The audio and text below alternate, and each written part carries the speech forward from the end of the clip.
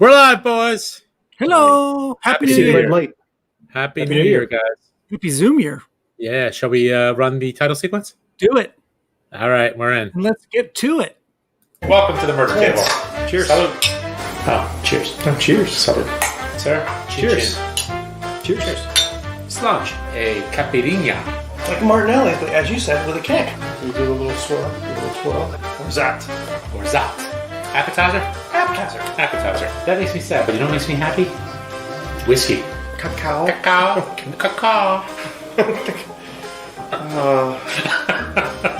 It's everything I thought it would be and less smelling. Gents. Happy New Year. Yes. Happy New Year again. How we doing? We're doing okay. 2 days into the new year. 2 days into the new year, and so far we're still alive. So I guess we're doing okay. I didn't think I'd make it to January 2.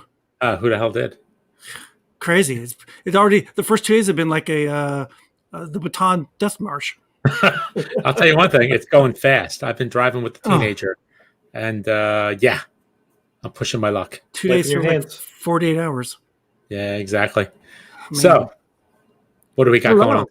We have got all kinds of stuff going on. This is episode 6 of our live stream, and we're also doing a podcast out of this for what we watch when we drink, right?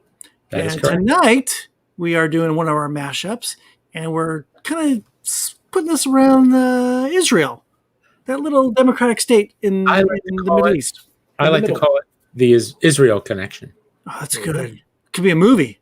It could be. Could be a sitcom. You know, it's probably in development right now. So I want to claim. I want to lay claim to it now. It could be on storyboards somewhere in Hollywood or Tel Aviv. Hey. So yes, I went with that because of 2 things. Right now, wait. Before we do that, where can we find and Stein? Where can we find the podcast? The podcast is available on Apple Podcasts, Google Play, Stitcher, Spotify, and Audible, as far as I know. BoozeDancing.com. And BoozeDancing.com. And we would love to hear from you. So if you have questions or comments, by all means, email us at boozedancing@gmail.com. So and we'll actually invite somebody else in here in a second too. So we're doing a little combo thing tonight with Milk and Honey Distillery in Tel Aviv, which is in Israel. Correct. And because it's so topical, Wonder Woman 1984, because Gal Gadot is the star. She is Wonder Woman. And guess where she's from? Just a little town outside of Tel Aviv, I believe. Well, I don't know what town she's from, but she's from Israel. Yep. Boom. Yep, See the connection? There you go. I do. That was very good, Gilo. You did that.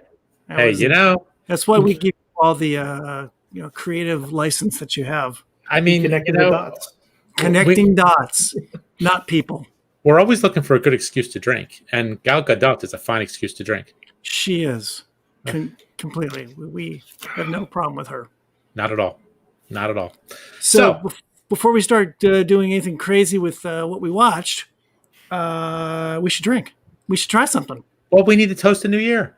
We should. And you can't do that with an empty glass because that's bad luck. Am I right? No. Very bad luck. We are going to start with the Milk and Honey Classic. Okay. We could do that. Tell me a little bit about this whiskey, my dear man. Well, first, we got to thank the good folks at Impex Beverages for sending these samples, correct? Yes, sir. Sam Filmus and Company. And do we have a clink? Anybody got a clink? I got a clink. Oh, ready? Happy New Year, boys. Cheers. My water of life, Glenn Karen. Oh, that thing. Isn't that nice? Look at that. That'll be out in about 3 weeks, right? That's right. Correct. That's right. Just in time for Burns Night, and that's another topic for another show, but I got ideas. That's all I'm going to say. So this is from their classic line, right? And this specific one is ex-bourbon and red wine STR casks. It's what's the STR means? Shaved, toasted, and recharred. Right. So they break the barrel down into its slats, retreat all the slats, and build the barrel again, right? I believe that's how they do it. Yep. Shave off a little bit and then toast it. which is sort of like what happens in my house. They shave you down a little bit, toast you, and recharge. Oh. I'm surprised there's anything. I'm not surprised any of you left.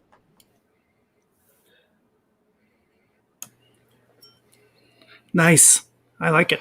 Now, refresh my memory. Milk and Honey is a Jim Swan.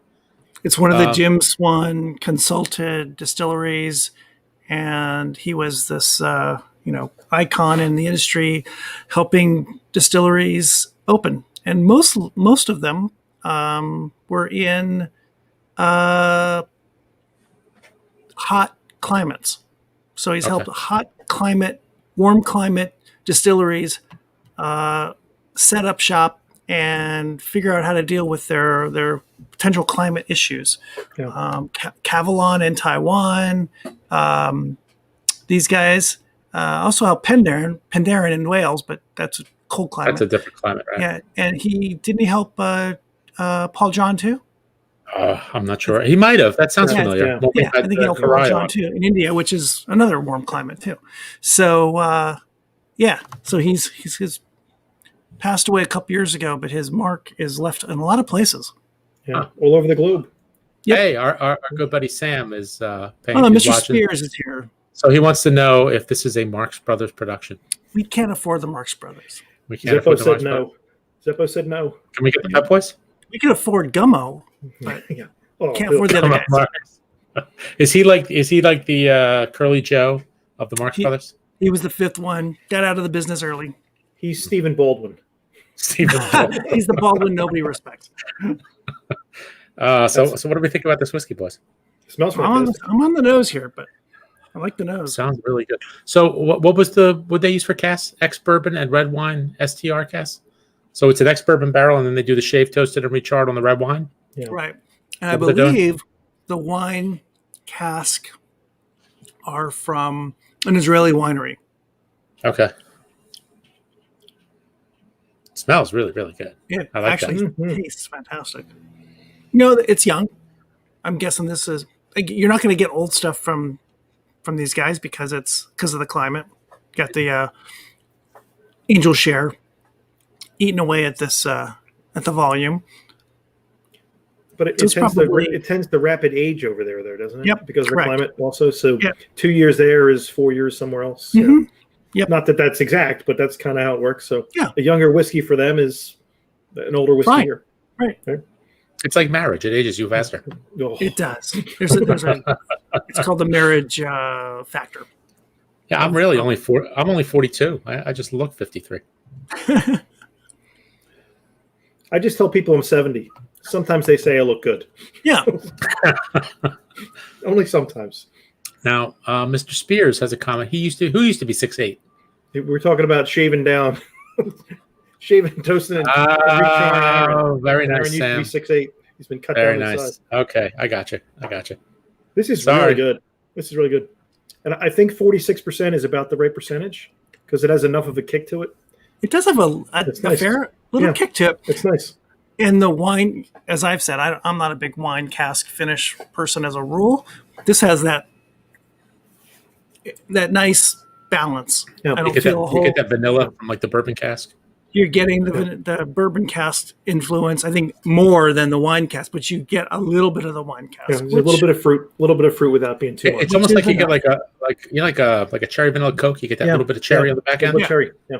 Well, me, I like to do the pump a little bit more, so I have a lot more cherry. That's how by the way, you said you were correct. Harpo got it. So you would be Harpo? Who? I'm assuming Aaron's Harpo. If I can talk less, yes, that'd be Harpo. So we like this, I'm sure, right? I actually on a further taste of it, I get more wine. It's a little dry, but it's not too much. It isn't like it's too much. I just get more. No, that hasn't annoyed me yet. So that's it's good. fair. It's very good. And what impresses me with a lot of the I think I've said it many times before in other reviews. With the newer distilleries, the spirit seems to be like cleaner. Yeah.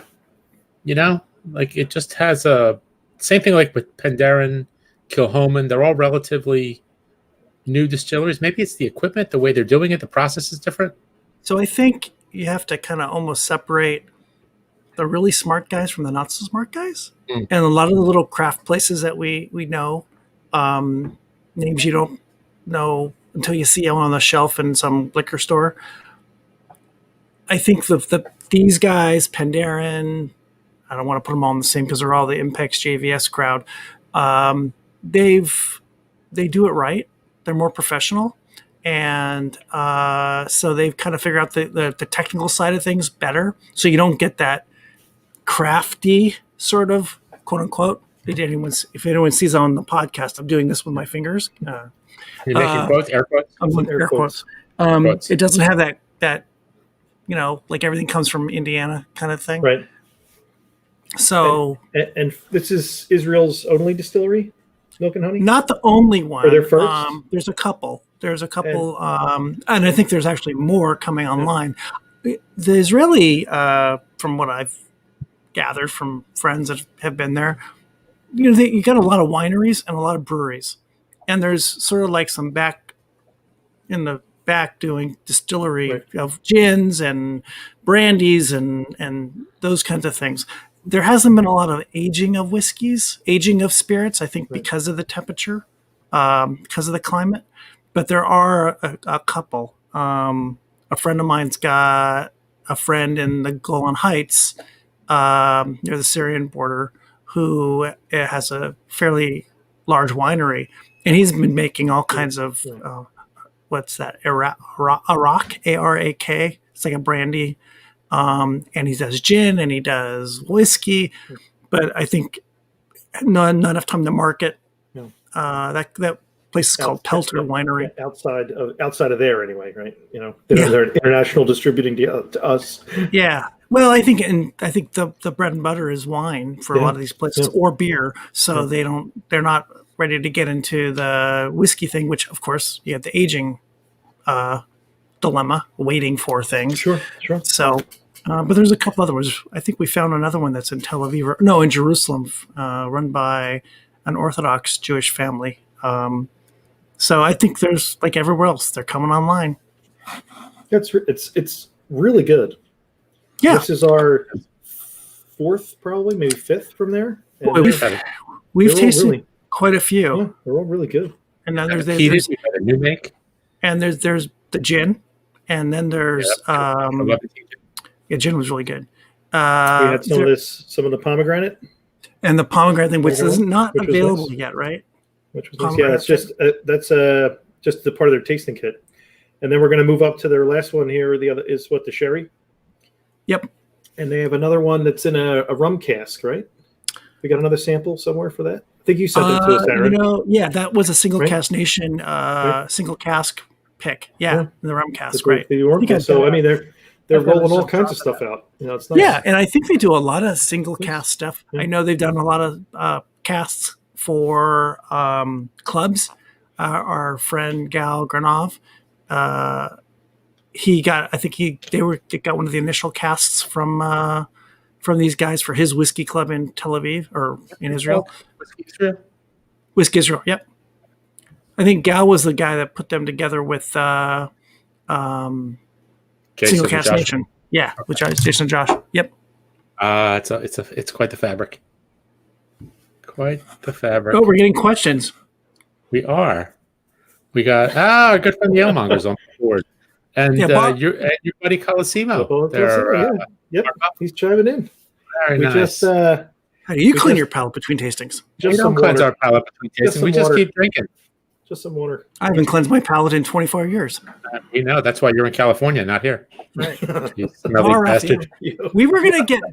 Joel says we should, Bar Raffaella loves the Booze Dancing Crew. She's a big fan.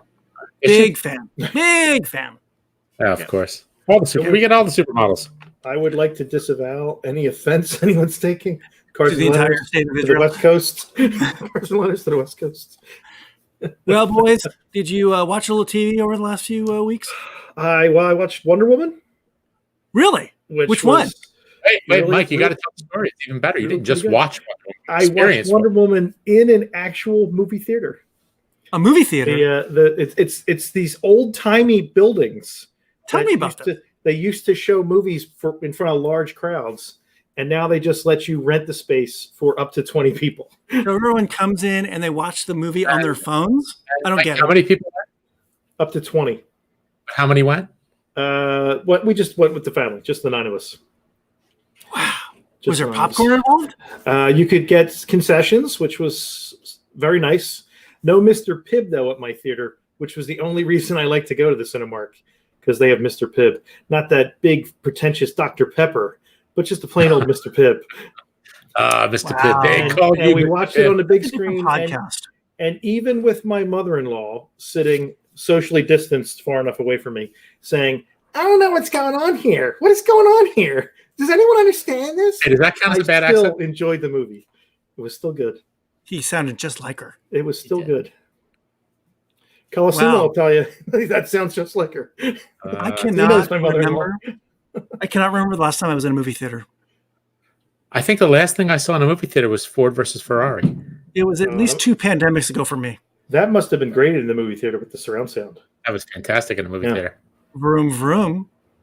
It was really good. But that's not what we're here to talk about. We're here to talk about Wonder Woman 1984. Did you see it? I watched it last night. I watched it when it came out, like a day afterwards. It's been out a week, right? Yeah, it came out on Christmas Day. Christmas Day. So I saw it, and it took me 2 days to watch it. Really? Why, just bad timing, or? Well, I think one of the parts of it, it's a 2.5 hour movie. Yeah, it's a long movie. It's a long movie. Well, you know, I watched the 6-day war. It's the 2.5 hour war. I watched it last night, and I lowered my expectations a little bit, just based upon our conversations prior to yesterday. And it was okay. I mean, it wasn't great. It wasn't as good as the first one. You know, it was odd. Did you notice?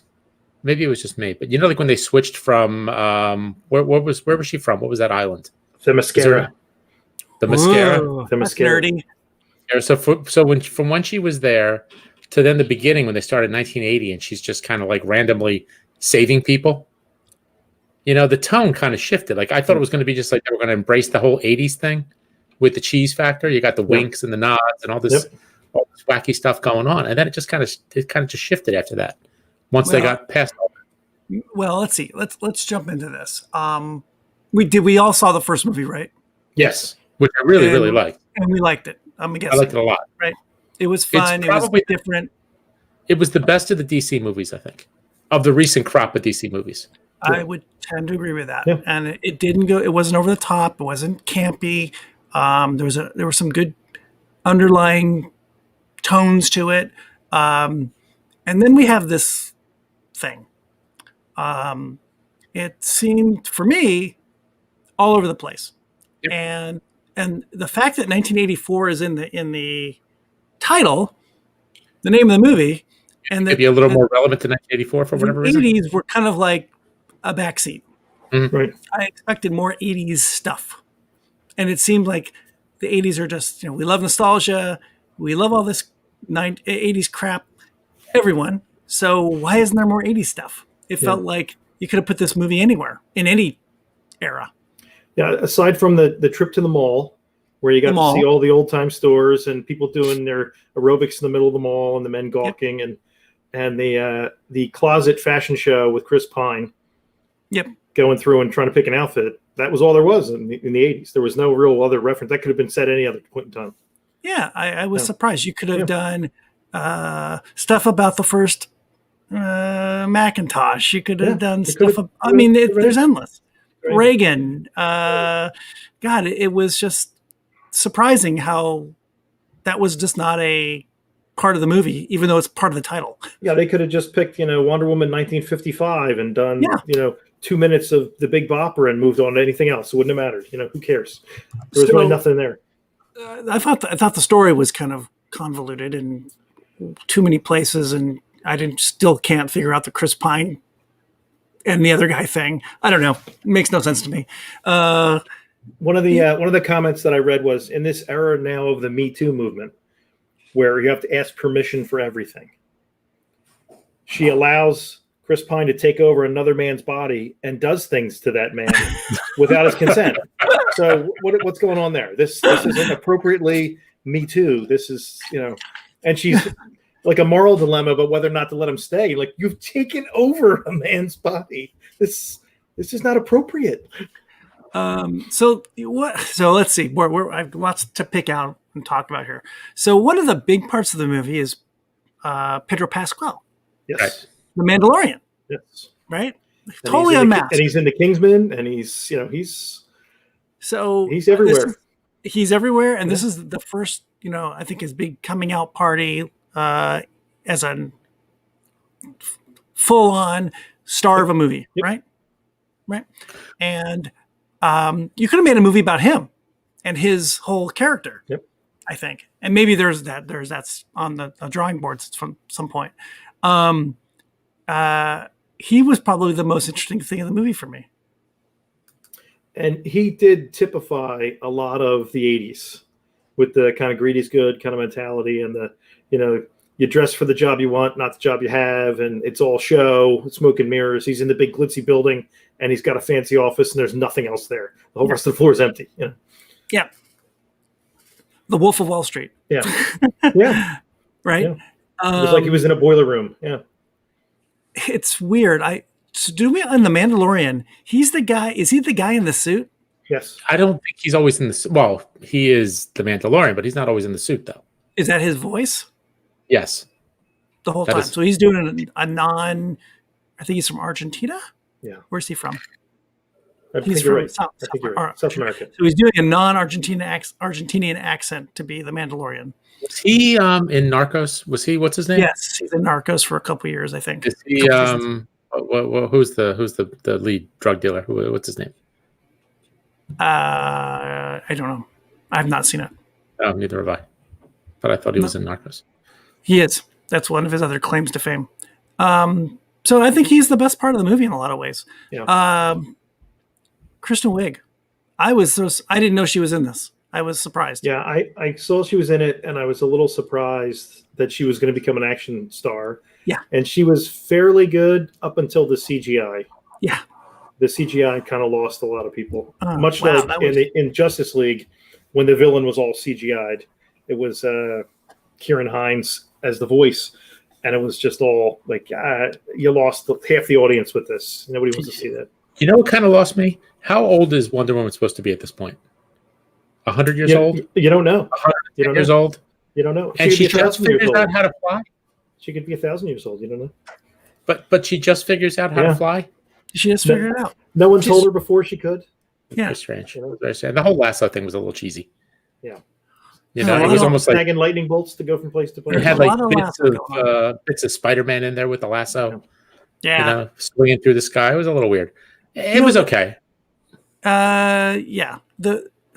I agree. The CGI with Cheetah, is that her name? Yeah. It's sort of weird, and I can't figure out her whole character or what's going on with that. It's just, I don't know. You could have done the whole movie without her, right? One of the best cameos for an end credit, though, right? Yeah. You see Linda Carter. Carter. Yeah, that was great. Yeah, that was great.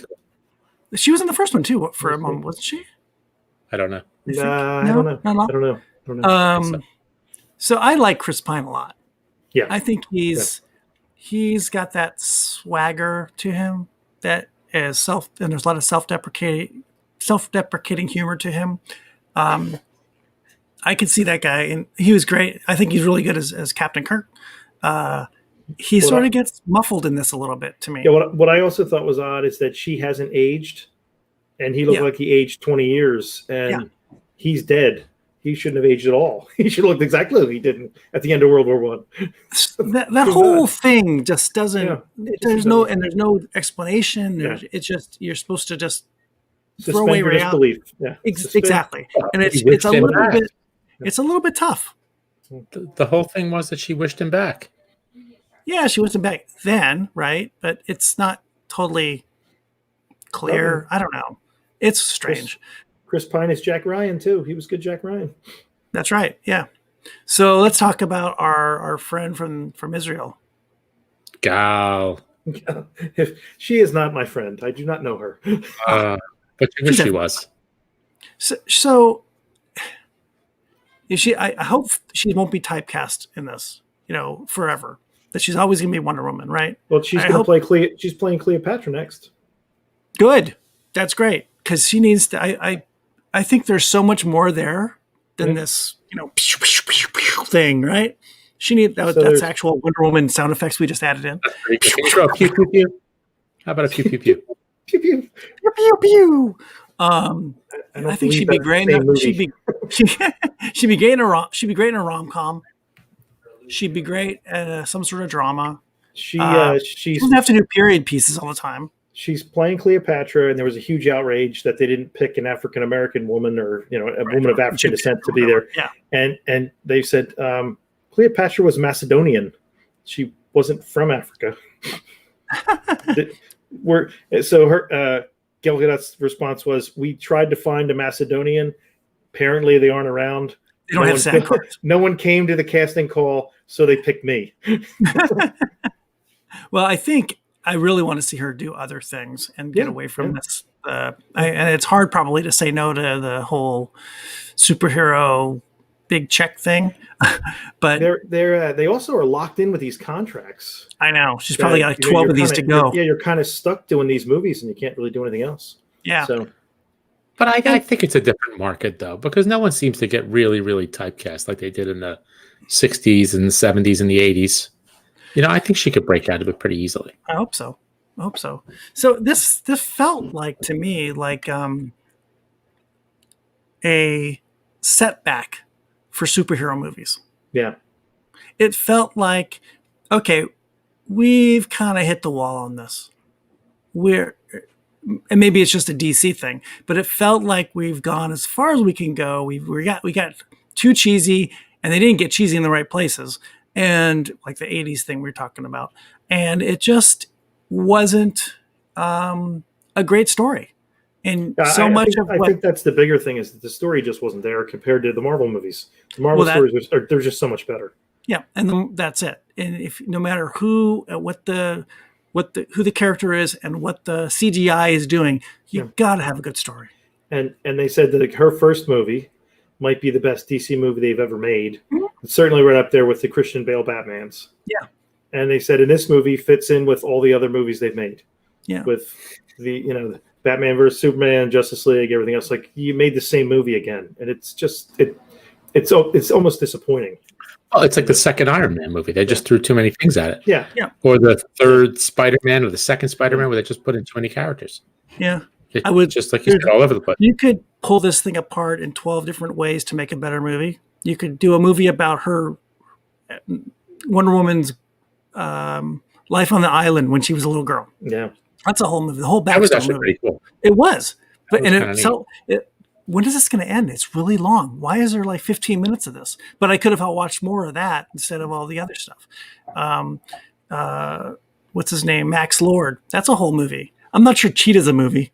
Maybe. No. I don't know. Chris Pine and her together doing another movie. Gal Gadot doing another movie together in a totally different setting would be fine. I think they need to simplify the storytelling. I think there's also problems when in any movie where there are two villains. Oh, two villains ruin it, because you're like, who are you supposed to fight? Max Lord or Cheetah? What's going on here? It's just too much. Like I said, you could focus on one villain and move on. It's like the Joel Schumacher Batman movies, where they had Mr. Freeze and Joker, and it's just and didn't you have Poison Ivy? Wasn't that Uma Thurman? Uma Thurman playing Poison Ivy. Yeah, and there's just lack of focus. Yeah. Uma, Oprah, Uma. That's a Letterman thing. Okay, quick question. Letterman thing. If you could have one wish from Max Lord, let's call him the Dark Lord. Wait, that's a different movie. From Max Lord, what would you wish for? More whiskey right now. More whiskey? That's it? Sure. That's your one big wish? Yeah, because then what do I got to give up? I don't have to give anything up. Yeah, I'm more concerned about what the one good thing I have that is going to take from me. Seriously, dude, you want any of this? Go right ahead. Take it, please. Take it. Don't get a wish. Like, I'll give you half a wish because I don't want anything from you. Oh, all right. Well, I don't know that I have a wish either, but more whiskey is a great idea. Should we move on to our next whiskey? Yeah, let's do that. All right. Let's do that. Gotta have a little bit of water first. So we got the milk and honey, their elements. This is their sherry cask, Aaron, right? Correct. So this is in their Elements line, and this is an Oloroso and PX Pedro Jimenez. Jimenez. Jimenez. No, we need Pedro Pascal to say Pedro Jimenez. Oh, that would be great. Maybe on the next episode of What We Watch When We Drink. Oh, well, that smells good. Hey, Ange, why don't you tell everyone where they can find this podcast? Where can they find us? Didn't we say that already? I will say it again. I'll say it again. So we're on Apple, and we are on Google and Spotify, Stitcher, Audible. I think that's it. Or at and boozdancing.com. And boozdancing.com. So Mr. Colosimo likens two villains to a blended whiskey. It's not as good. No, that's not necessarily single villain, single malt. Because as our dear friend Gillespie would always say, a single malt is a soloist, and the blended whiskey, when done right, is like the Berlin Philharmonic or the London Symphony Orchestra. Oh, it's the well done right. Instead it's like one guy playing a jug and another guy playing spoons. It's not the same thing. Whoa, this is a great nose. Your dear friend Colosimo wants us to send out samples. Samples for a drink along. It's like a sing along, but it's better. That's in the next iteration. That's next season. That's next season? Okay. Season 2. If we're brought back. If we're brought back. Once we go on hiatus, it's a crapshoot. You never know. By the way, weren't we canceled at season 4? Episode 4? We were. We kind of got there was like a letter writing contest. People were writing stuff in. There was postcards. Episode 5 the network had to bring us back for a couple episodes. There were protests in city halls in Philadelphia and Los Angeles, I heard, to bring us back. They took over Seattle and burned a lot of it just for us. And you can see why. Hey, personality, man. It's all personality. So I'm getting a lot of the sherry on the nose. Yep. Really dark fruits. Yeah.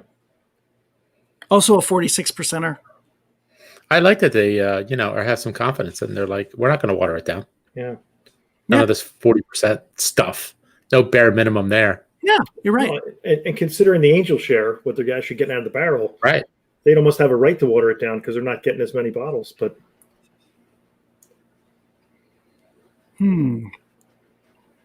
that's nice. It's really nice. It is nice. At least nice on the nose. Mike is going in. Mm-hmm. It's not super sherried. It starts to build up though. It starts to get like hotter as you go. It starts off slow and then it builds, but it doesn't get like crazy. That's nice. It's very light sherry. It definitely is hotter as you go. Not as drying as some of the sherries either. Well, these are two sherries that aren't too dry. Yeah. They're richer. They're a little sweeter. I like it. Spicy. I think it's spicier than the other one too. Spicier. They're both being at 46%. This one's feels a little hotter. Again, thank you to the fine folks at Impex Beverages for sending us the samples, and thank you to our friends at Milk and Honey for making such nice whiskey. We've been lucky enough to talk to those guys a few times this past in 2020, and they are a fine group. One day we'll get there and visit. With the booze plane. That's what we need. The booze Invisible booze plane. Because we need to fly under the radar. Oh, man. We would definitely. Mr. Spears adding that no whiskey should be bottled at 40%. I think he's darn right. I agree with him. Unless you're bottling for the bottom shelf. Table whiskey. Table whiskey. Just to lure people in. They can do it at 40%. You do need the 40% stuff so you can bring a gift to somebody's house. Yeah, I think I like Erie Islands. I might like the classic a little better. Classic better? Yeah. I think it's got a little more oomph. This is very nice, but I think it's a little more subtle. I like the classic better too, but that's because I don't really not big on the sherry finishes as a rule. And I'd go the other way because I like the sherry finishes.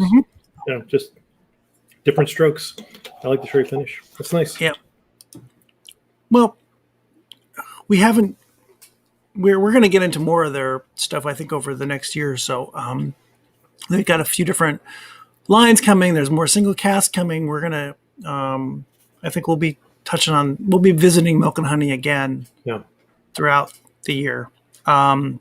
So let's go to our next topic, which is sort of related to our first topic, and in a geographical sense at least, is Israeli TV. Yes, Angelo, you were going to say something. Did we give a final grade to? Oh no, we didn't. I'm not a big grader, as you guys know, but go ahead. No, I'm not saying Wonder Woman. I mean the movie. Oh, the movie. What's our scale? I don't know. You want to letter go? grades? I go B-. I go C-. C-. It depends. There's elements that I thought were kind of fun. I like the Steve Trevor fish out of water thing. They kind of flipped the script from the first movie. Yeah. There should have been more of that, though. What's that? There should have been more of that. Yeah, that would have been kind of fun because they kind of seem to adapt pretty quickly. And I got a couple issues with the plane. Okay, hey, what kind of plane was that? And how come he can fly that plane? Yeah, how can you fly a jet when he was barely flying a prop plane before? That's right. Well, that was number one. And then I looked up an F-15. The range on an F-15 is 600 miles. DC to Israel is a little more than 600 miles.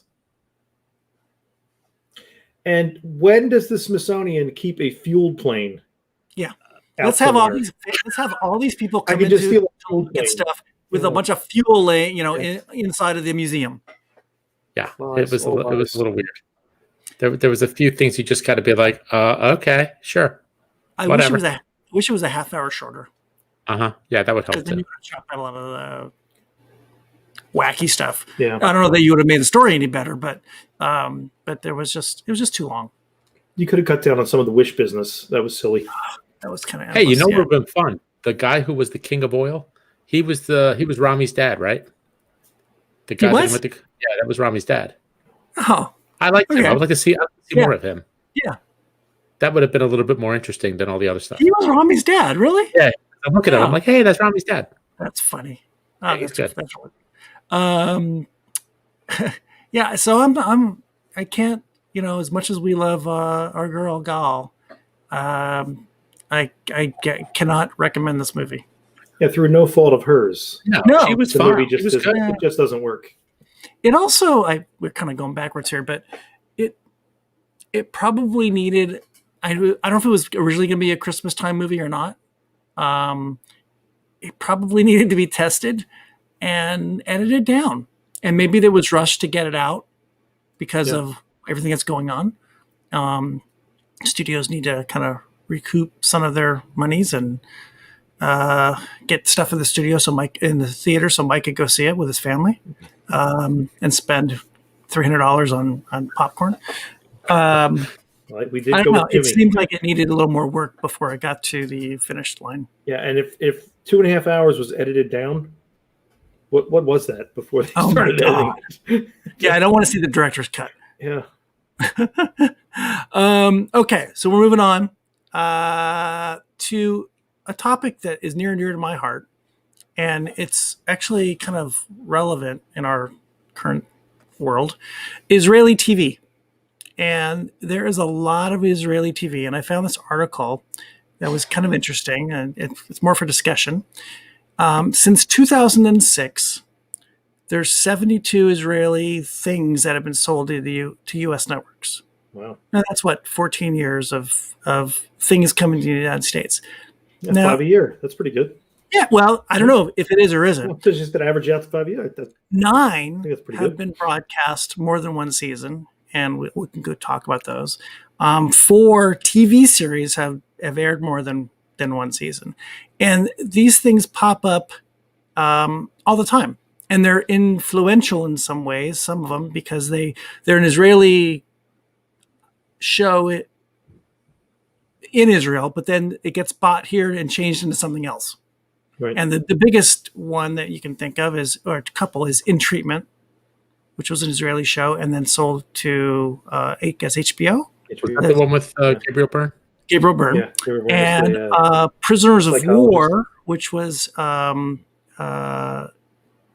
Israeli show, and then converted and changed into what we know as Homeland. Probably the biggest one, I guess. I suppose Homeland, 9 seasons. Yeah, it's went on forever and won a lot of awards over the 9 seasons. And I think that the original show, the original show was only like maybe 3 seasons in Israel. So it's not just an Israeli conversation. It's maybe a global conversation about where, if this is like the place where everyone wants to have their show come to, right? You know, the United States market. There's places like Denmark and the Brits. They're all making product, and they're making product for themselves, but they're also probably making product to sell to the dumb US guys, right? And I think we see that a lot, and we all like our individual country choices. I love Israeli TV. I love British TV. Yeah. We've seen some really interesting things. The shows from Scandinavia, they're all really cool, and but a lot don't make it. Like a lot of TV shows. Yeah. You wonder what the hit rate is in general, to see if what's going on with the Israeli television is better or worse, on par. There's a lot of shows that come out and you're like, "Boy, that was a stinker." Oh yeah. 3 episodes. That was 3 episodes too many. So there's one that I got hooked on Amazon called The Baker and the Beauty. And it's about a beautiful model and Gal Gadot? Not Gal Gadot. Don't even ask me the names of all these actors and actresses. And she hits it off with a baker. Literally, his family has a little bakery, little corner shop, and he makes hummus or pitas all day. And so, completely opposite ends of the spectrum on the societal level. And then they fall in love, and shouldn't happen. She's famous. Was it like Moonstruck Israeli style? Sort of. So it gets sold. There was like 3 seasons or 2 seasons, and it gets sold to the U.S. ABC remakes this thing. I don't know what they called it. Basically the same thing, and it barely lasted 1 season. Gone. Yeah. So I think it goes back to what we talked about with Wonder Woman. You got to have a good story, and it has to be written well. Yeah. Right. The premise may be great, but you still got to write good episodes and good stories. Yeah. Right. I just watched one. Well, I wanted to go back and talk about these shows that we've all heard about, right? HBO, In Treatment, Euphoria. I don't think I've ever seen In Treatment. You never saw In Treatment? Oh boy, that's great. It's a little uncomfortable at times. Gabriel Byrne is a therapist, and he's a therapist in his own home, and so he has people coming into his home to, and it's like every season was like 2 or 3 characters or patients that he would treat, and it kind of crossed some, lines, doctor-patient lines. Yeah. It's really good. I don't know how the the Israeli version was. Euphoria. I didn't see Euphoria. That's HBO too. That's HBO also. So Showtime had the Homeland Prisoners of War thing. That thing after death. I saw Prisoners of War. It's very good. And how many seasons was that? I think it was 3, and it took me like a whole season to figure out that this is going to be how this could convert into Homeland. It wasn't immediately. How did they get from there to there? How did they get this whole Homeland thing? I really like Damian Lewis, and I really like Mandy Patinkin, and I really don't like Claire Danes. So that's really funny. So it's tough because you're like, I like her. Maybe it's that character. I really didn't like that character. I'm not a fan of her as an actress. Yeah. I wish there was someone else that did it for 9 years, but I really like the show. I mean, it's a really good show, but it was just hard with her year after year. You're just like, couldn't something happen to her and you replace her with somebody? Yep. And it's not about a woman in the Israeli version either. It's about men that get caught, taken in. Let's see, Netflix. So this I haven't seen, but it's supposed to be good. Is The Greenhouse Academy? Never heard of it. It's a bunch of kids in a special school who have to ward off the evil bad kids at school. Fauda. So I cannot recommend Fauda enough. Fauda is written by 2 guys who are actually in an elite like special forces. I think it was not Mossad, but special forces who actually infiltrate occupied territory to weed out bad guys. So it's somewhat of first-person accounts, and it's a little bit soap opera. What I find about Israeli TV, it's all a little soap opera-y. Yeah.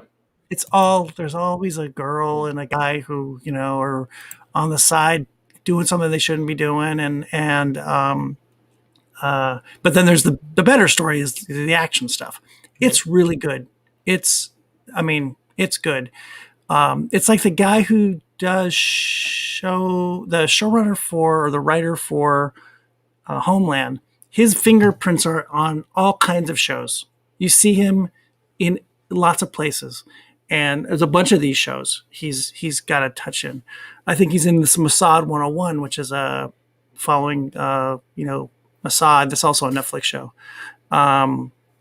And Schnitzel. Now that's like kind of out of the blue, crazy look at a very Orthodox family in a very Orthodox neighborhood in Jerusalem, and how they're trying to deal with their folks in their family who want to kind of branch away from the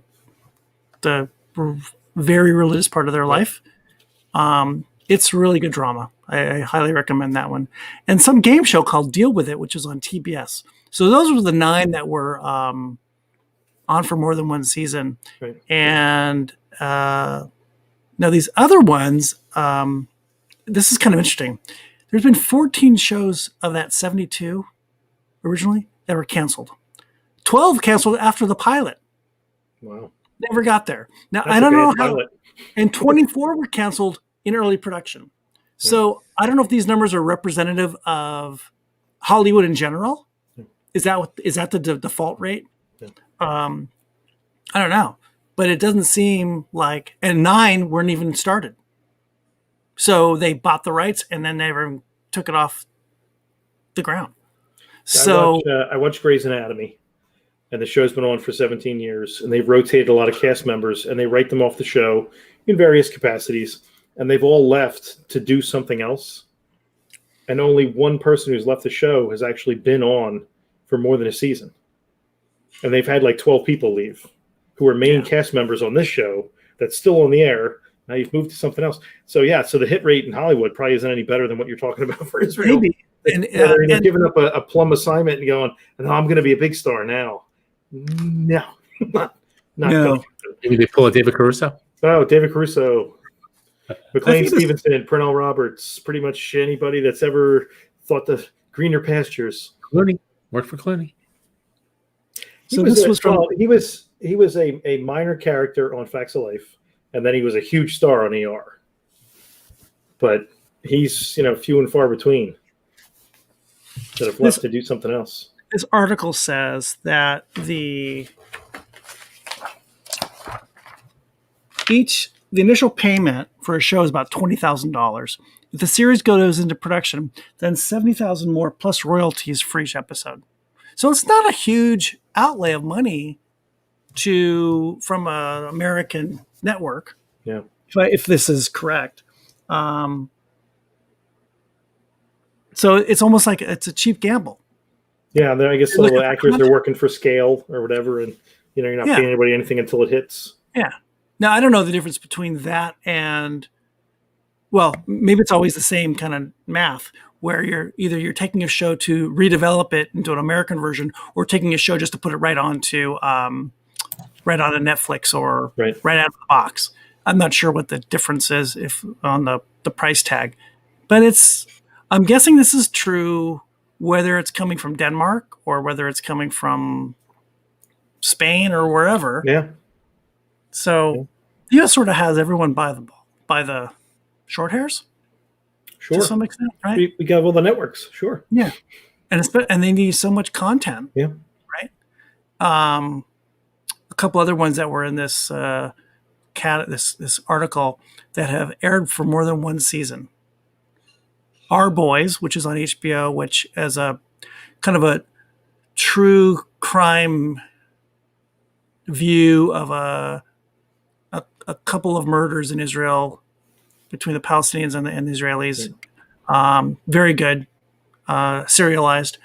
Tehran, which was on Apple Plus, also very good, which I liked. Judah, which is on Hulu. I don't know what that one's about. Shadow of Truth, which is on Netflix. So those are the only 4 that have aired more than one season. Actual Israeli shows. Those were not adapted into an American version. Do they have more of a British model though, where it's like 8 episodes is a season and a series, where it isn't like it's almost like a bunch of mini series. Yeah. Like we used to have like Winds of War or something like that. Roots, the North and South. That's kind of the way that the British TV works. It's like 8 episodes of something, and then everyone's on to something else. Yeah, I think I can't recall any of these shows that I've seen more than 8 episodes, and some were probably less.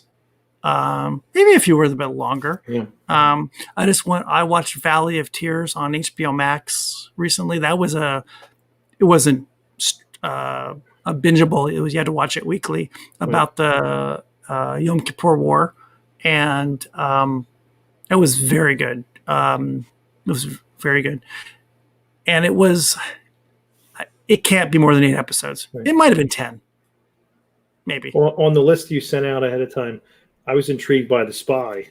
Oh, The Spy is really. It sounds like an interesting premise, and it has a real actor that we would know playing The Spy. It's Sacha Baron Cohen, where it really seems like it's something to be like, this actually would be something maybe I'd watch. Yeah, I think that's on Netflix.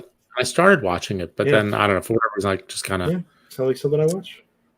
I lost interest. We binged all of Cobra Kai season 3 last night. Oh, did you? I have a whole year now, like 363 days now, to find something else to watch. So this list will be helpful. I've got more things to watch. Yeah. Yeah, I would definitely recommend The Spy. First off, it's Sacha Baron Cohen as you'd expect him to be. It's not a comedy. It's very serious. He's a spy, as Sam said, he's a spy in the early days of Israel, and he's undercover in Lebanon. And there's some really interesting connections between current day stuff as well, which I'm not sure are true or not, but they're kind of interesting. There's one that's coming out that I was reading about it's coming on Apple Plus, I think at the end of this month, and it's called Losing Alice, and it's about an actress. I think she's a TV director. She's in her mid-50s, and she's at this like turning point in her life. Her kids are, a little older. She's kind of feeling like she's not being, she's ignored. She feels like she's ignored at home, I think. And then it's through a series of flashbacks and flash forwards, how her life is changing. And she meets some young girl who kind of takes her on this venture to, I guess, see what she could or couldn't be. So that's coming out in a few weeks. One interesting thing, and I wonder if this is true. It's not true in America, but America's much, much bigger, right? The crop of actors and actresses is very large, right? Yeah. In Israel, it feels like there's like 12 actors and actresses. They're in all of the same things. It is wild. It is crazy how often I'll see one of these things. Hey, that's the girl from Stitzel. In fact, that's this woman in Alice and this Losing Alice. She's from Stitzel. And the guy, one of the soldiers in, that guy Frenchie, the French guy in The Boys. Yeah. Yes. He's Israeli too. He's like in 3 of these shows too. It's crazy how much. It's like they have 12 actors and actresses that they choose from, and they're in all the same things. It's really weird. Oh, we import all our actors from Australia and New Zealand and England. Yeah, we don't have any. No. We don't have any here. No. So I think I'm not sure what the point of all this was, except that I find it interesting that one country, there are 72 things in the last 15 years. I don't know if that's a lot or a little, but I like a lot of these things that are coming out of Israel. It's some of them have a religious bent, some don't. A lot of them are military based, some aren't. Some are just kind of out of the blue, and there's game shows. There's things that we haven't talked about either. But it's true from other countries as well. And it's interesting to see where American TV gets their content. If you look on Netflix, my gosh, if you just type in the word British, you get 50, Everything. 100 shows. Yeah. That's why BritBox is around. Us Americans I think we like the foreign content in a lot of ways. It's funny, we like to pretend we're highbrow. We do, because we really aren't. Oh, it's funny when you talk about importing stuff. I mean, Homeland, you said, was what, 2 seasons or 3 seasons in Israel? Yeah. And it's been 9 here. 9. And then The Office, the British Office, was like 10 episodes. 10 episodes wasn't even like the first season of The Office here. Yeah, it was like 10 years here. We milk things to death here, right? Oh my God! We brought over All in the Family. I mean, that was from over there. That's right. Really? Yeah. Norman Lear approached a bunch of shows from over there. Yeah, definitely. We like to milk things to death to no end.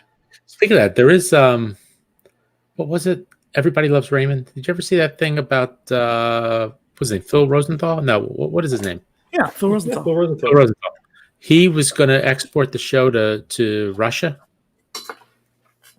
and there was a documentary he made. Everybody Loves Kolya. I don't know if it's still available on Netflix. I wanted to see it, but I haven't. Oh, that's great. So he had to go over there and kind of work on the script with everybody, and it was it sounds insane. It sounds like a good time. Well, I think there's just some other show like that you can. Was it? It's like an Albert Brooks movie where you're exporting our content other places. It's like a franchise to McDonald's. Right. You can put them anywhere, right? So you could do an Everyone Loves Raymond pretty much everywhere, right? Just change the names and change the language, and we're good at importing. We should be almost better than at exporting. It's like the game shows Wheel of Fortune in 170 countries, right? And it's different, right? It's not our Wheel of Fortune; it's their Wheel of Fortune. All right, are we moving on to other whiskey? Do we have other whiskey to drink, or are we using the same ones? That's all I have right now, unless I go grab something else. No. Well, we can stay with these. I poured off the little bit of the M&H pomegranate that I had left. Oh, did you really? I drank on mine. I think I finished it too. So I believe that's coming this year. Okay. I kept splitting the samples in the thought that I'd give some to my neighbor, and I just figured, who cares? You get nothing. We should probably add that we were lucky enough to do a tasting with. Is that correct? We did a nice evening with around the world with various distilleries, and one was M&H, and they had we got some samples, and one of them was this experimental, crazy good. Their standard issue, I guess probably the classic, that got finished in a pomegranate wine cask. That was a lot of fun. Am I remembering that correctly? Yeah, that sounds right. And I recall myself enjoying that a lot. You don't find pomegranate wine here in the States for sure. And so you don't find pomegranate wine casks. And that they have that access there because of the wineries they've got. Really, really fun. And I think it's coming to the States in 2020, this year, 2021. Right. So onwards and upwards, boys. What are we watching currently that we haven't really talked about on TV or elsewhere? Anybody got any good shows that we've been? I got a list here. I got a list. We've talked about a few things off and on, and I finished up What We Do in the Shadows. Oh, thanks to our friend Greg Swartz's recommendation, and that was a lot of fun. I will admit I didn't watch it like 100% with 100% attention. It was kind of like because I was put on late and I wound up falling asleep, and you know how the shows just keep going. You wake up and the season's over. I'm like, what the hell happened? But some of the stuff, and season 2 is probably better than season 1. It's crazy stuff. It's so out there. It's just so funny. It is so funny. I definitely want to go back to that, and because I've watched the first 2 or 3 episodes 4 times and never gone back. So I need to go back and just with you and Greg saying it was worth it. I'm going back. By the way, Greg is the director of the Water of Life movie that's coming out. Yeah, it's a fun show. The The cast is fantastic. They are just so funny. They're really good. Yeah, very good. What else you got? What else did I watch? I'm watching Your Honor, which you said was an Israeli show. That was an Israeli show too. Yeah, the one with Bryan Cranston. Bryan Cranston. Yeah, I don't know. I'm not sure how I feel about it. We're sticking with it. You know, Margot Martindale joined the cast for episode 4, and of course she plays like his mother-in-law, and she's like a state senator, I think. Also, it's bizarre. You know the premise of the show? Yeah, he's a judge, and his kid gets in trouble, and he tries to save him. Basically, yes, yeah. He just kind of finds ways to jail. Well, first he was going to send his son to jail and say, look, confess and go in. But then he realizes who his son killed, who just happens to be like the mob boss's son of New Orleans. So things change. Things change rapidly. So, but unfortunately, he got the wheels moving, and he called a lawyer beforehand, and he talked to one of the detectives beforehand. So things aren't that easy to sweep under the rug. Any other names in there that we know? What is his name? Stuhlberg, Michael Stuhlberg, who was Arnold Rothstein in Boardwalk Empire. I know. Yep, he's the guy that fixes the 1919 World Series. Yep. Yeah. I like him. He's a really good actor. I'm not sure if I like him on this. Hope Davis plays his wife, right? Who's a little bit like kind of vampy. She's okay. She's kind of like Connie in Godfather 3. Yeah. Oh, annoying. A little that and a little Machiavellian in behind the scenes. And there's a guy from one of your favorite shows on it, right? The Wire. Who's in that? Oh, yeah. The guy who played the senator. He was a senator on The Wire. He plays the judge's friend, right? His best friend. Yes. I don't remember who the senator was in The Wire. You remember the guy, the one who was pretty much in on every single deal. Oh, yeah, I can't think of that actor. I can't think of his name, but it was Senator Clay Davis. It's Isaiah Whitlock. Okay, yeah, he's good. He's really good. They got friend Paul Marco in the chat said they're in the middle of The Undoing, so we can't. No spoilers, okay? If anyone watched that, and you watched it, I watched it. What, The Undoing? Yeah, so it's interesting. That's an interesting show. I'm reading Ricky's comment. Oh, the posters in the background? There. It's like wallpaper. People new to this, they don't know that we just make fun of that's my boy Rick here. Hey, Rick and I went to high school together. Big fan. Slapping the bass. Are you the biggest fan? Not the biggest fan, but I'm a fan. Slapping the bass. Like one of my Instagram posts a couple days ago, so I'm pretty happy. Yep. That was nice. But what were we talking about? Oh, yeah, Your Honor. So I don't know. I think we're just going to see it through because it's Cranston. I give him a lot of leeway. It's dropped on my list. It was higher on my list. I haven't started it. It was on the to-do list, but after hearing what you said, it's not. It's slowly moving down. I got other things to watch. Yeah, it's tough, but it's it's on Sunday nights and it's Cranston. It's event TV. I'm like, all right, let me give it a shot. So we'll see how it goes. I want to see what they do more with Margot Martindale, who has been on a lot of great shows. Yep. Mike, anything you could be watching, Mike? You said you watched Cobra Kai, right? We flew through the whole Cobra Kai. Cobra Kai. That's night. I have not seen it, but it's big in my house. Sat down with the family, watched the whole thing. I kept telling them to go to bed, save something for later. They watched the whole thing, and there's a lot of extra special guest stars in this season. Oh, are there? And the storyline gets a little convoluted, but it's okay.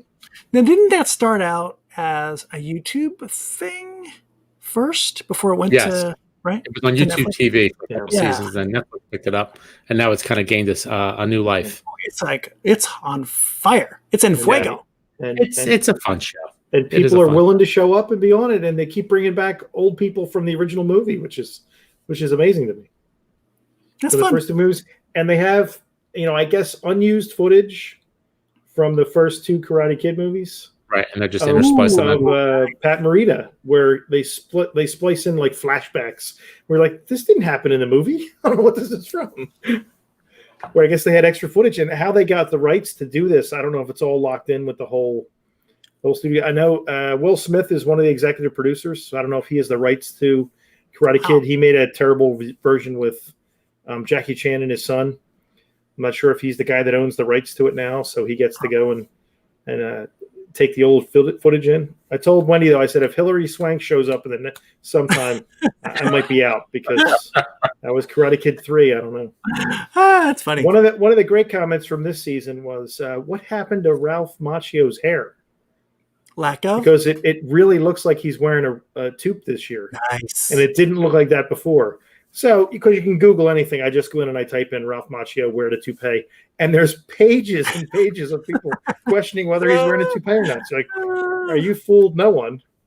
And I got another thing with Billy Zabka, who's Johnny Lawrence, and he became an adult and said, "I'd like to be William Zabka." And How I Met Your Mother ruined that for me. Because the Barney and the Neil Patrick Harris's Barney Stinson's character always refers to him as Billy Zabka the whole time. And in one of the episodes, they actually allude to one of Barney's comments, is that he lost to Ralph Macchio, to the Karate Kid, on an illegal kick to the face. That you can't actually do that. And in it, they comment on, "Oh, you only won because of the illegal kick to the face." And I thought, oh, they're pointing things out. I wonder if they got that from. Oh, that's funny. From Barney Stinson coming in and complaining. Anything else you guys are watching? Let me see. I finished 000. 000. That was really good. Top really 10 or 15 item from last year on a lot of people's lists. That was very good, and I'm curious to see where it ends. I mean, where it goes. If there's a second season. If there's a second season, I don't know if there is or not. I'd be fine if they didn't have a second season, because I think it was pretty self-contained. Yeah. I mean, it would be nice to see where she goes, the main character. But it's story. It's done. It's a movie that has an ending to it. Yeah, they get to all be self-contained, and you're fine. Yeah. Season ends, we're good. Yep. Anything else, Ange? Let me see. 000. That Cobra Kai. Watched a couple movies. Trying to watch a little more movies. So I watched The Invisible Man last weekend, I think, and that was with what's her name, Peggy from Mad Men. Oh yeah, what's her name? Elizabeth Moss. Oh, I got a chime in from the I hear the peanut gallery.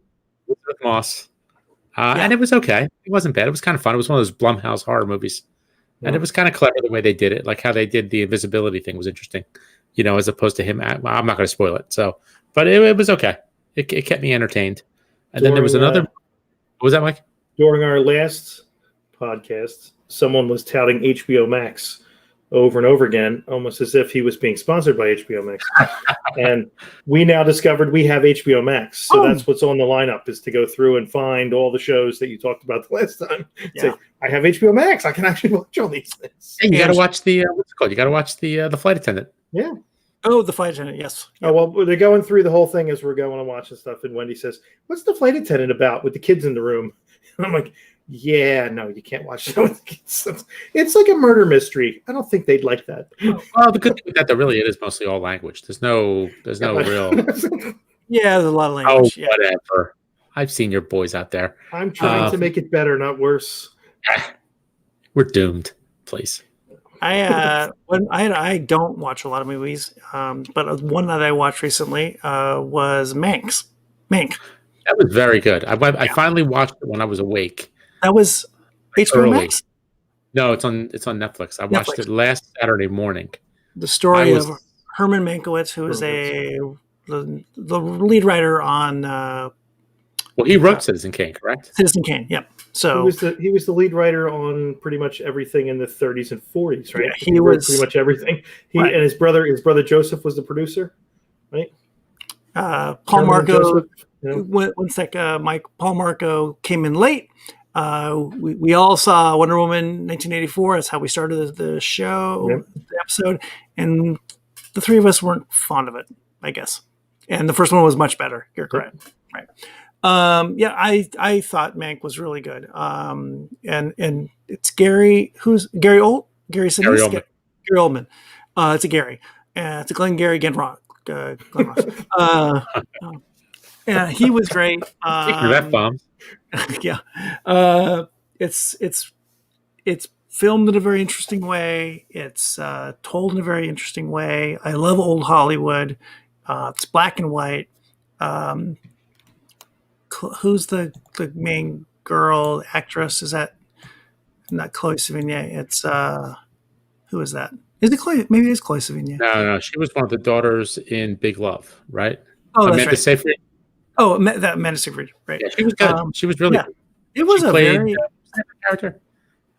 It was first wife, correct? yeah. Marion Davies.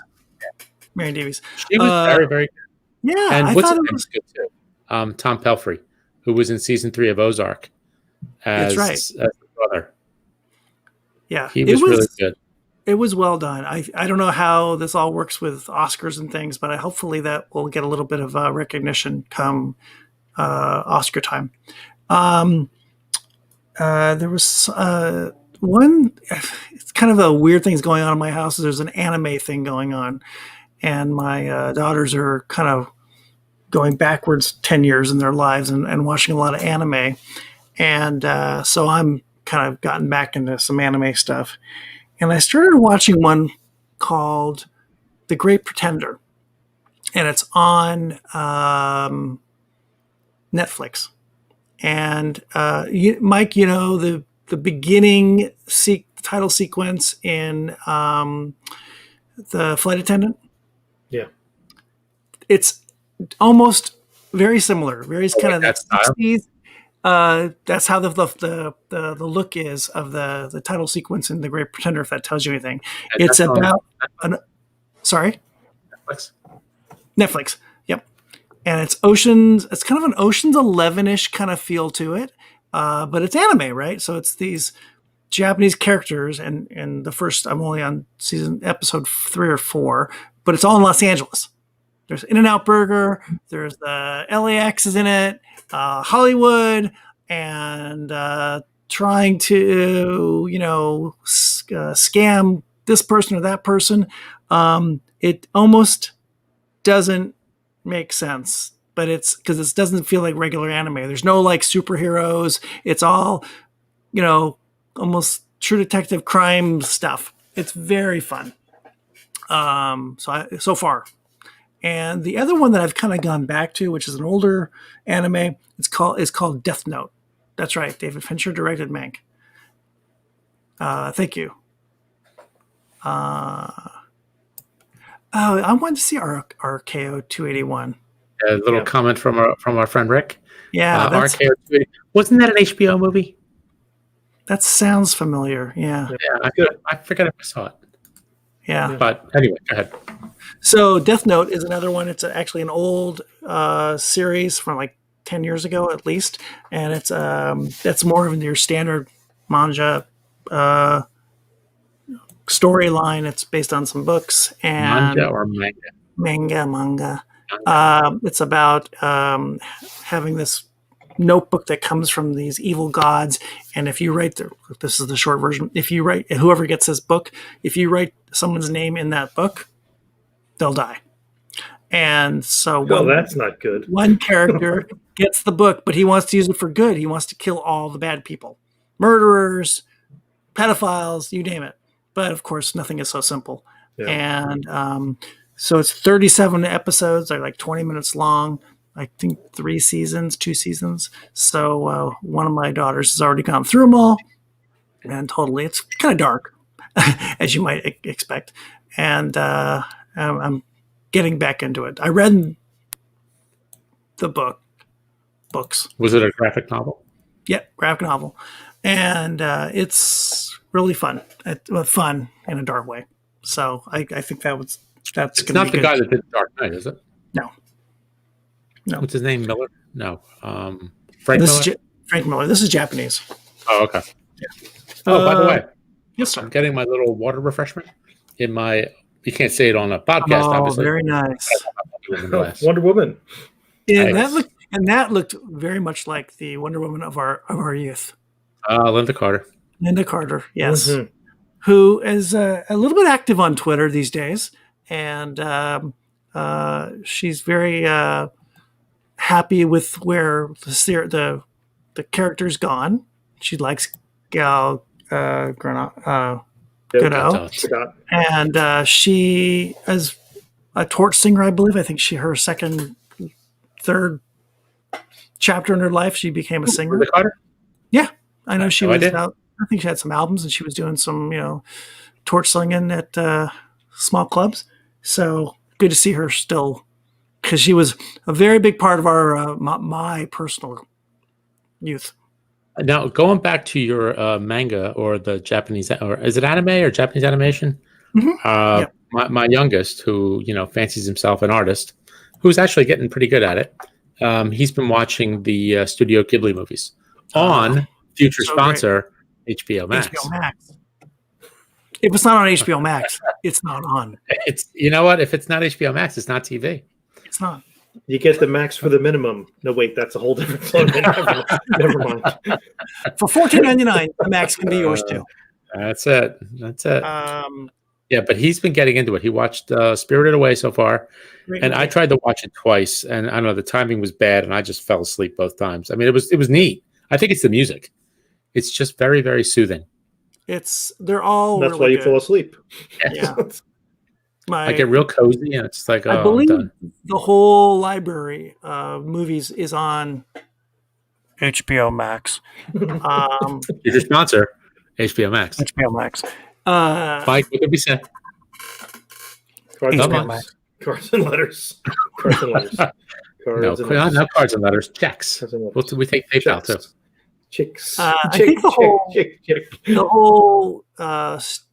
whole library is on that channel, and I think one of my daughters is trying to get through all of it, the whole thing, even though we have a bunch of them on DVDs already. Yeah, he's on a mission too.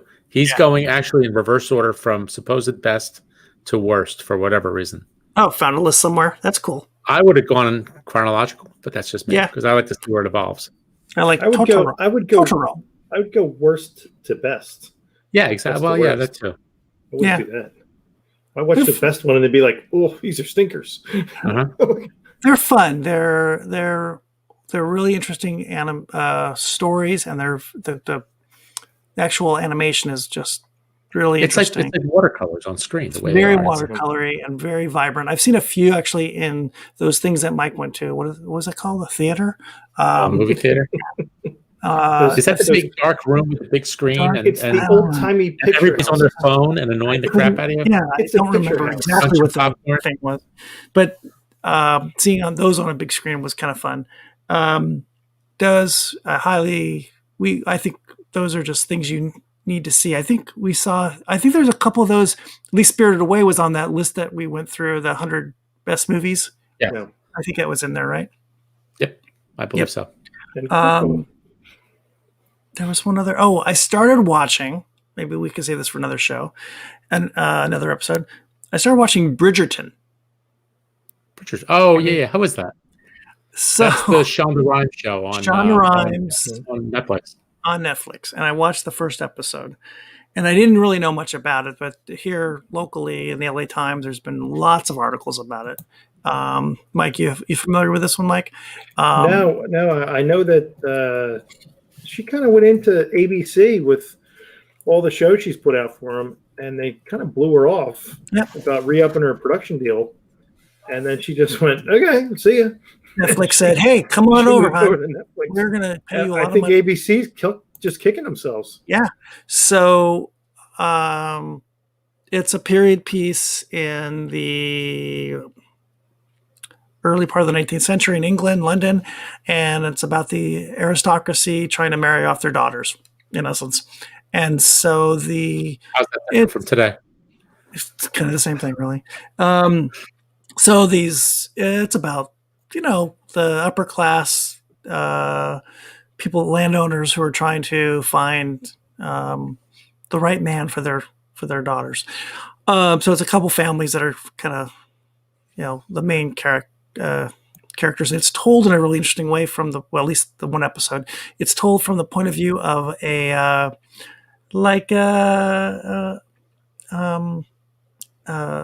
Luella Parsons, from the 1920s who would, a gossip writer basically.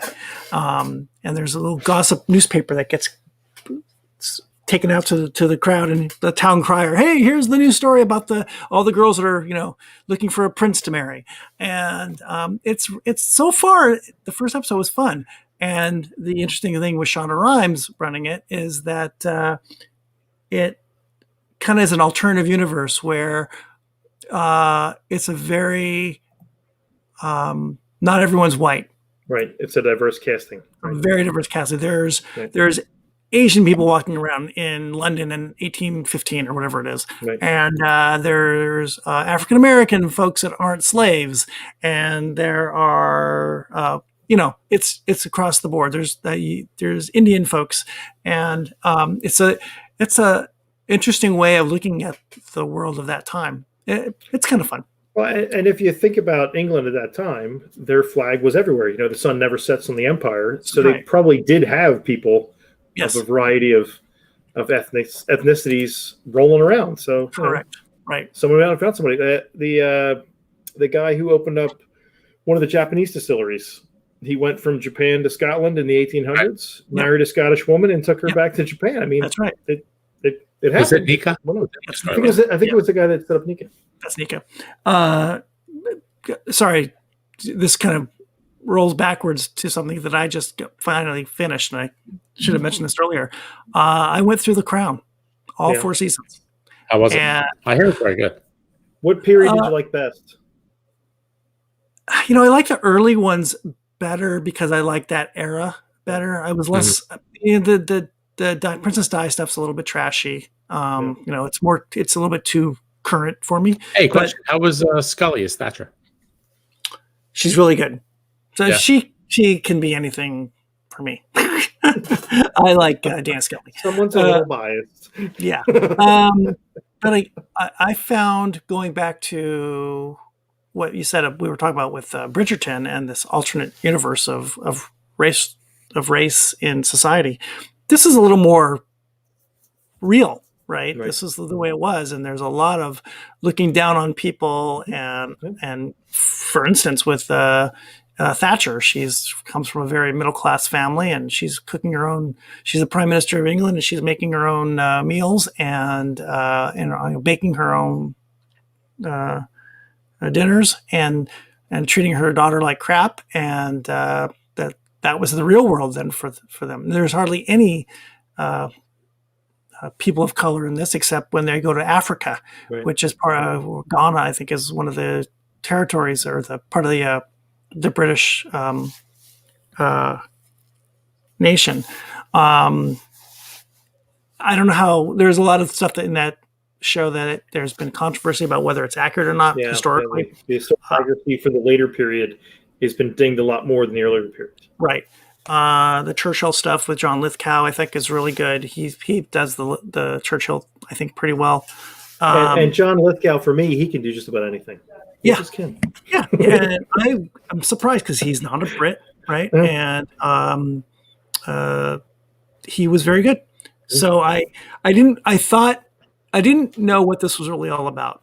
And the first thing I thought of was it's going to be the soap opera from that era forward, and it's going to be Downton Abbey or something of that nature. So I didn't want to watch it.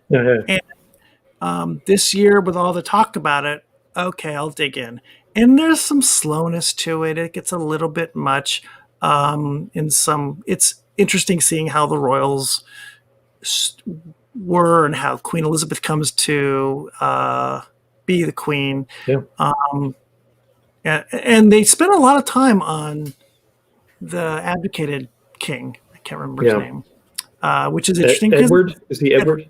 Prince Edward. I think that's interesting. We don't hear a lot. We hear about Princess Di. We hear about Charles. We hear about the Queen. So it's kind of fun historically. Did you like young Queen Elizabeth or older Queen Elizabeth? I actually, Olivia Colman as the because they said both women are tremendous playing Queen Elizabeth. And I don't recall the name of the actress who plays the younger one. Claire Foy. Yes, Claire Foy. Yeah. She was very good. I watched the first 4 episodes. They said they're both tremendous. Really good. Now Olivia Colman is just great. I mean, everything I've ever seen her in has just been great. Broadchurch, 3 or 4 seasons of Broadchurch with David Tennant. She was great in that. And she ages well in each. They do the makeup season, is great. Her sister in the later Princess Margaret, the one that plays Princess Margaret, which is Helena Bonham Carter. Yeah. Which is Helena Bonham Carter is kind of a train wreck with the crazy hair and everything, and that was kind of her sister. She was a bit of a train wreck. She was the tabloids before tabloids were really something. And she was a Kardashian before Kardashians. And I didn't know a lot of that stuff. Yeah. And so it was really interesting to hear. And of course, you want to go and kind of find out if this is legit. You go back to, wherever, Wikipedia or wherever, to find what the whole story was on some of these things, on these little stories. Yeah. It's really interesting. It's more interesting than I expected it to be. So I was pleasantly surprised. My mother was named after her. Really? That's funny. She's named Margaret Rose after Princess Margaret Rose. Oh, that's and great. They're like, wow, not the same lifestyle. Nope. Oh, wow. So any other last thoughts, guys, before we wrap up shop tonight? No, I think the year's off to a good start with watching all that Cobra Kai.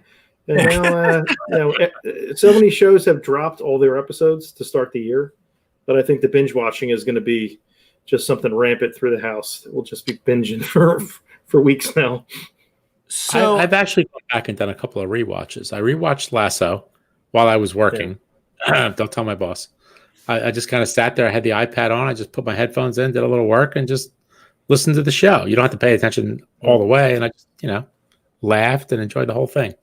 And I remember I picked Normal People as my number one show for 2020. So I felt like I had to go back and just make sure that I wasn't overinflating it, and I wasn't abusive. Yeah, but it's really good, and it's really good the second time around. So our episode with Brittany Curran and Greg Swartz talking TV and talking the Water of Life movie was really good because I got to hear some things that I hadn't seen that were kind of in my radar. And one of them is What We Do in the Shadows. So I definitely want to go back to that. And one thing that Greg mentioned, which actually I just binged last week, I think, during the week, is season 9 of Letterkenny. Yeah, that's on my list to go and watch now. And he threw that out there. Yeah. It's the season 9 is a little bit little uneven. But it's the Letterkenny folks, and it's kind of wacky, and it's hockey, and it's First Nations, and it's a small town living, and it's really funny. So highly recommend, if you want to get into on binge mode, go to Letterkenny and start from the beginning. Mike, don't watch that with the kids. Buy yourself an iPad. Yeah, that's the issue. Is that I got to wait till they're asleep, and then I can start binging stuff. Yeah, use your laptop. You got headphones? Like, what are you doing? What are you doing over there? You're not part of the conversation. You just got to say nothing to see here. What's so important that you're not paying attention to me? Ugh, I wonder how much we're going to see a slowdown of new stuff because of COVID. I think it's going to hit pretty soon. It's got to come soon. The slowdown in production because of the safety protocols and just the lack of stuff being produced. Wow. Remember when we talked to Greg and Brittany, we talked about Succession, and we all thought it was a 2020 show. Right. Yeah. That's like, no, that was 2019, and we're already going into 2021. And I know they're in production, but they're not back yet. No, I think from a TV point of view, there's a lot of stuff that's just not going to be out because of social distancing and everything else. They had to figure out how they could get the right to go work. But the movies, they're shot so far in advance. Some are, yeah. And they didn't release that many over the course of the first 9 months of last year. I think there might be like a deluge of movies that are released now because they're trying to get some kind of income from somebody either through HBO Max or out on Netflix or where they drop the movie. Well, there might be a lot more movies coming out. Which studio was just going to release like all their big stuff coming to? Was it HBO Max? But they have an agreement with Warner, don't they? It's Warner Brothers, right? So everything's going to go right to HBO Max. But I think there were a lot of movies that were sitting just waiting for a date, and it just kept. It's March, it's June, it's September, it's okay. We're just going to dump the movie because it's got to get out. We got to get something out for it. I know. The Bond movie was scheduled for November, wasn't it? Then it got delayed. Yeah. That Wonder Woman 1984 that we talked about. They equated its release. It made $16 or $17 million in its week, and they said that is mathematically equivalent to $100 million box office opening. Like for them, that was like, wow, that's huge. It's a huge release for us.